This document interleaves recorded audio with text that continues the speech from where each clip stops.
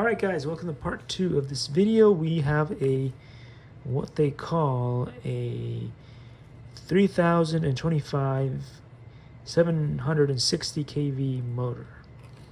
So let's see, let's open this up.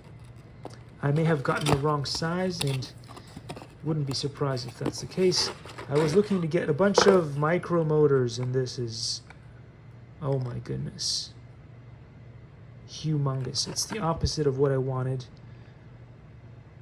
Oh boy. This is gonna fly a massive plane, but it needs a massive battery to run.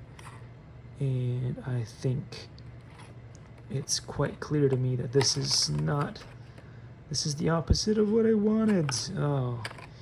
And I have a whole bunch of these now. Okay. Whoopsie daisy. Likey